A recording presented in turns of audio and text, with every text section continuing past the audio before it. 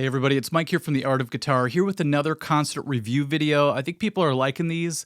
I did the Ann Wilson concert, and then I just did the Extreme one, and I plan to do 2 more this month, so it's going to be crazy. But today I'm going to talk about the Taylor Swift concert.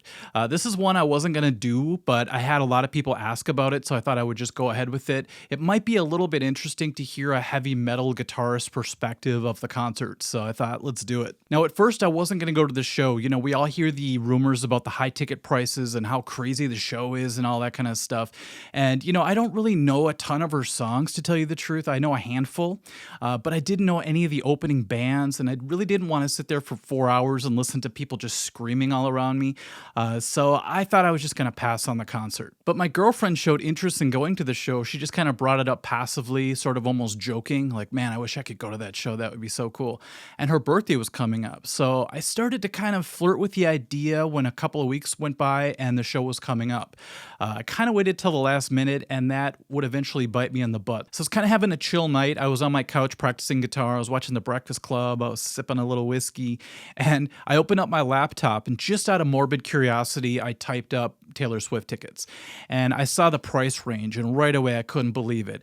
It was in the thousands, and it went all the way up to $15,000 per ticket in a few of the seats that I was looking at. So I immediately shut my laptop and I'm like, nope, forget it. This is just crazy. But then I really started to ponder all the concerts that I went to in my life. I saw Metallica on the Black Album tour. I got to see the Rolling Stones. I got to see Ozzy on his No More Tours tour. And that one, actually, my mom bought the tickets for me. So that was pretty cool.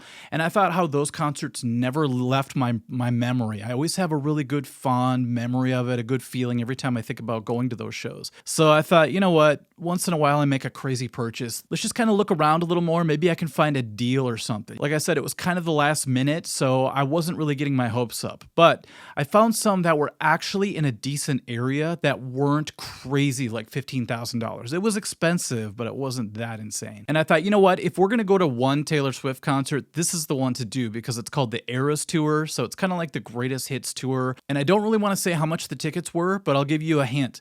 The fee for buying the 2 tickets was as much as 1 Snake Pit ticket for the upcoming Metallica concert that I'm going to. So yeah, that's all I'm going to say about that. I had a real nervous feeling before I hit complete order, but I did it. Took another shot of whiskey and just kind of laid back on my couch. I'd be like, okay, there's no turning back now. I guess we're going to see Taylor Swift. And I woke up the next day and I thought maybe I just dreamt about ordering the tickets. But it reminded me a little bit of like when you buzz order on Amazon sometimes and a few days go by and all of a sudden you get a package. You're like, what did I order? You're like, what? Friday the 13th underwear, that's weird. I like Nightmare on Elm Street way more. What was I thinking? And get this, the tickets actually didn't arrive into my digital wallet until the day before the show. I was like, way to make me freak out, StubHub, you damn dinks. I thought I got scammed or something, so it was a huge relief when I finally saw them arrive. Well, we went to the show, we parked kind of far away, and we walked, and it was crazy. It was like we were walking through a Taylor Swift parade or something. All these Swifties all over the place kind of doing their version of tailgating before the concert. And I couldn't really relax because I kept noticing the storm clouds were kind of coming on overhead. And I thought that would really suck if we're stuck out here in this huge crowd of people and it just started raining down on us. That would be a terrible way to start this concert. But luckily, the rain held off and I found a really short line. It was kind of like the secret passage that I found. And we made our way right up to the front really fast. So that was a huge relief when we finally got inside the building and avoided the rain that was for sure coming. By the way, if you've never seen US Bank Stadium, it's insane looking from the outside. It looks like a Star Wars ship or something. So we get inside and the guy at the door tries to zap my ticket that was on my phone. And he looked a little perplexed and it wasn't making that beeping sound that it was making for everybody else. So I got really panicked and finally it beeped. And I was like, man, don't do that to me. You almost gave me a heart attack. And he laughed. He's like, oh, it keeps happening today for some reason. And he let us in. Oh, he also gave us these wristbands, these LED wristbands. Looks like this. And it reminded me of the time we actually went to see Coldplay way back in the Milo Zoloto. I don't know how to say that tour.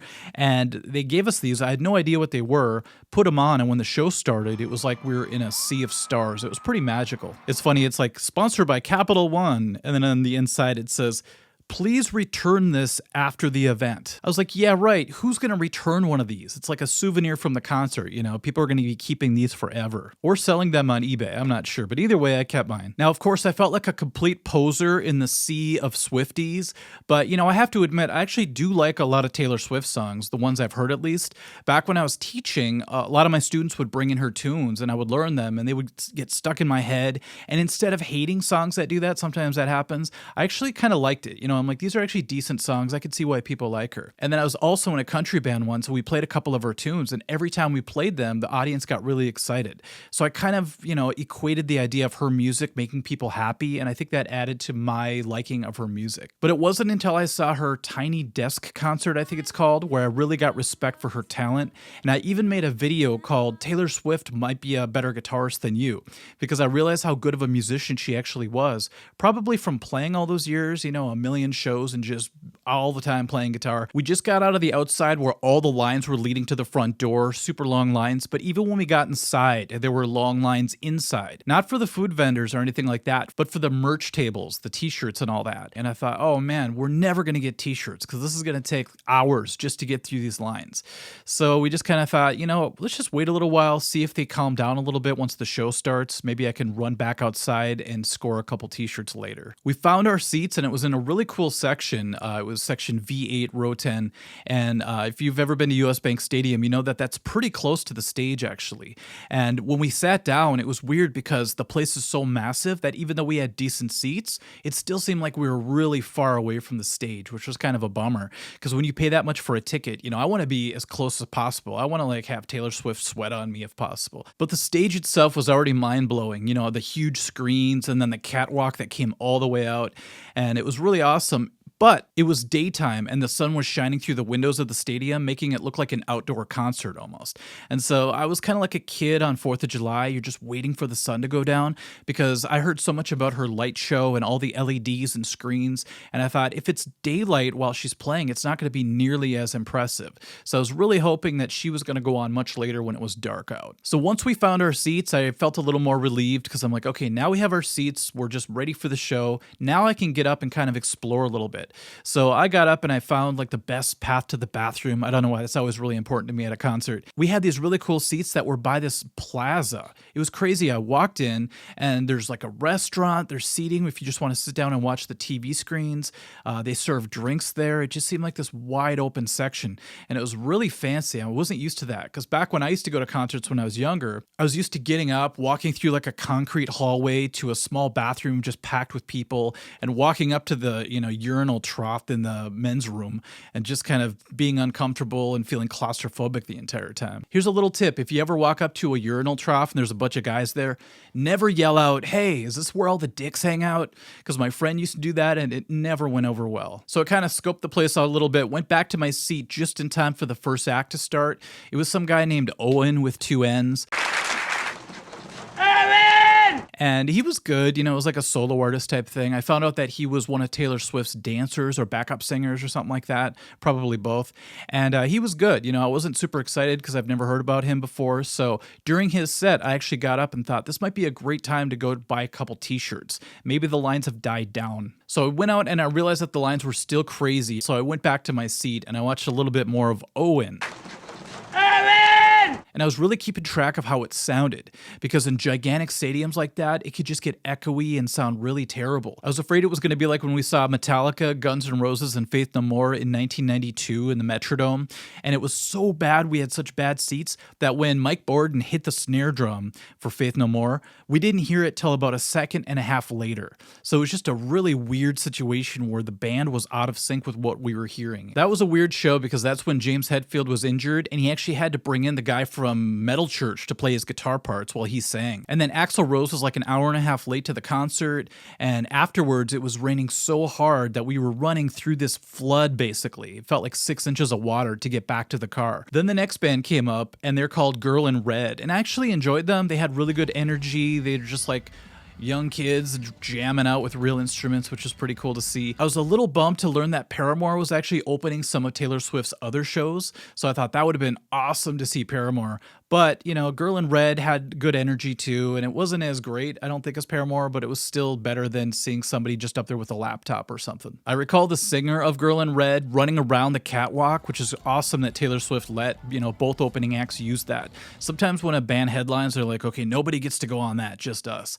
So she's running around, playing guitar, looking like she's having the time of her life, and I thought in my head, we might be seeing this girl's best moment of her life. And it kind of choked me up a little bit because I thought about that. I'm like, how much bigger do you get than opening for Taylor Swift? It's just amazing. So she was having a blast, and it really came through in their music. It was just a fun time. And the guitar player actually reminded me a lot of Jack Black. So after I noticed that, I couldn't stop seeing it. And he was up on the big screen headbanging, and I just kept seeing School of Rock in my head. Now, during their set, I went back out to get a t-shirt. I was just damned and determined to get a t-shirt, 2 t-shirts actually.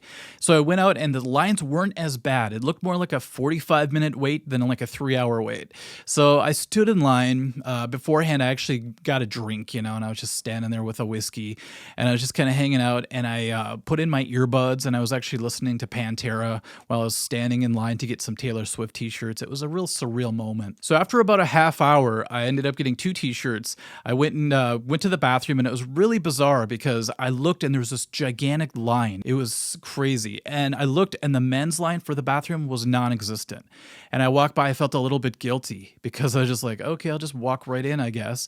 And I went inside, and it was funny because just as I was getting done, I was washing my hands, 5 girls busted into the men's room, and they're just like, we can't wait anymore. We got to go. And so I'm just like, go for it. And I just walked out. I'm like, I don't know what's going to happen back there, but it doesn't bother me. Whatever. I would have done the same thing, really. So through all of that, I bought 2 t-shirts, I bought 2 hot dogs and 2 drinks. And about $150 later, I ended up getting back to the seat just in time to see the end of Girl in Red's set. I was like, you know what? I can't afford to get out of my seat anymore. So by now, all the seats were filled. It was really starting to look like an epic concert, building up to Taylor Swift. As we were waiting, my girlfriend pointed towards the back of the stage, and all of a sudden I see this huge black utility box being rolled up to the back of the stage. And she was like, that's actually Taylor Swift in there. I'm like, no way. That would seem weird to like stuff her in this box and roll her to the stage. But I thought, how else is she going to do it without people seeing her? So I guess that's how they do it. They put her in this big black box. It looks like some kind of roadie case or something, but it's more vertical. And they wheel her up.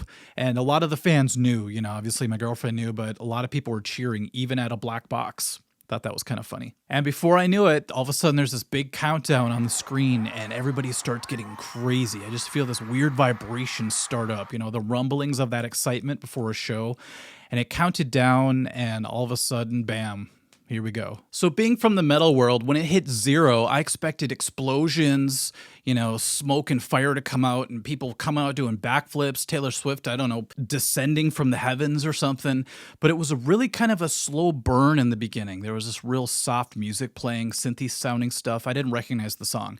But all of a sudden the screen went up and a bunch of smoke came out slowly, and all of a sudden these like peacock people came out. It was really weird. It was like they had these giant feathers, like shell looking feathers over their heads, and they walked out and it felt like it was in slow motion. It felt like I was in a dream or something. And then all the giant feathers settled to the middle of the catwalk diamond, and they bent down and they kind of covered up the ground, and I just knew Taylor Swift was going to pop out like a magician, So they raised up and there she was, and the song kicked in and the sound just filled the place. It was kind of like when Metallica headlined, and before them it was Avenged Sevenfold. And it was funny because Avenged sounded really quiet in comparison.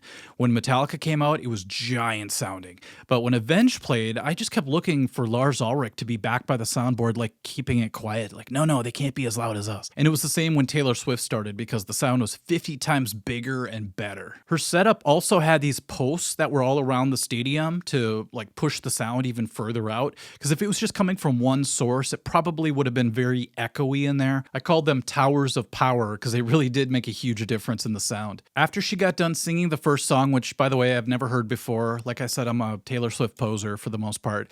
all of a sudden the stage started coming up in different areas. I remember like these pyramids just rising off the stage, and I was pretty amazed by that because I had never seen anything like that before. It was then that I had to push my earplugs in even deeper because people started to scream sing along with the songs. I'll talk more about that in a little bit, but this feverish pitch was kind of rising up and I could feel it. But it was funny because after a few songs, it was a little bit fuzzy for me. I think the whiskey was kicking in at the moment, but she started pointing at different sections of the crowd, like giant sections. And that section would just go insane. And everywhere she pointed, it was like she had superpowers. You know, all of a sudden it's like Taylor Swift is a god. And she even said, she's like, I feel like I have way too much power. And then she pointed at a section and everyone just went insane. So that was pretty cool to witness. Although it scared me a little bit. I'm like, I don't know if one person should have that much power. I felt like if she wanted to, she could like point somebody out and tell all the Swifties to just go after this person and like eat them or something, and they would. Now, Taylor's presence is so gigantic, of course, that it's easy to forget sometimes that there's an actual band playing on the stage. And so I have to commend her for that. She used actual musicians. She could just play the backing tracks if she really wanted to. I don't think a lot of people would really mind. I would be bummed out, but whatever. So there was a band. And all of a sudden, I noticed that on the other side of the screens, there was the other half of the band. So I was only seeing half of the group. And I saw the drummer, I saw the guitar player. So I felt pretty fortunate to be sitting where we were because I got to see them at least. And they were solid, of course, total pros. And, what else are you going to expect for Taylor Swift? But what was really crazy was I thought about how when I'm on stage and I'm like 20 feet away from the drummer, how that can already get kind of weird when you're trying to stay in sync, you know? Try to imagine being on the other side pretty much of the stadium from the rest of your band. That must have been insane. So I thought, man, I hope they have really great monitor mixes, and of course they're going to. And then almost as if Taylor commanded it, right when 30 minutes got done, it got dark. I didn't even see it slowly getting dark. It felt like it just suddenly got dark outside. And now the lights looked 300 times better. I just came up with that number, 300. The LED wristbands looked way more impressive. I thought it must be what it's like to see Madonna live because every song seemed like a whole different stage, a whole different look. She wore a different outfit, I think, for almost every song. Halfway through the show, I realized that there was so much going on, so many flashing lights, so much craziness. That it's easy for everything just to kind of blur together. It's almost too much stimulation. So I was hearing that people were forgetting that they even went to the Taylor Swift concert like a day afterwards. You could look it up. It's a real thing. Some kind of Taylor Swift amnesia or something. And halfway through the show, I'm like, I could kind of see how that could happen. With all these flashing lights and all the chaos, you just go, what just happened? Was that real? And even looking back, it's kind of fuzzy, because so many things happened. But I remember there was a treehouse that came out of nowhere that she sat on the roof on. It was really cool. And then one time she dove into the stage. Then there was a graphic of her swimming all the way up the catwalk. And then she came out the other end. I think there was fire going on or something. And I don't know if it's the same moment, but she climbed up this ladder into a cloud and then floated away. It was like, whoa, what just happened? Was that real? And then she did a strip down set, which was really great because she kind of went back to her roots. She talked about re-recording her music. I think she's just trying to get out of some contractual obligations or something, which is a pretty smart move, I would say. But she started singing a song, and I think it was about John Mayer or something. I don't know. Maybe I'm just jealous or something, but yeah. I wanted to date John Mayer, damn it. No, but I was just like looking around and I noticed people started crying while they were screaming, but they were still trying to sing at the same time, especially the row right behind us. It was just this gigantic row of like teenage girls. And I noticed just the singing was just getting more and more erratic, and I could hear crying involved with it, like I said. And I didn't want to really turn around to see what was really happening, but there was one time where it started to mellow out a little bit, so I kind of turned and looked, and I saw this girl balled up on her chair with her hands over her face, and she was still like yelling and screaming the lyrics to the song, but she looked like she was just losing it. And I thought, this is insane, but this must have been what Beatlemania was like. But it was really weird to be in the thick of it all, and it almost felt to me like a gigantic therapy session.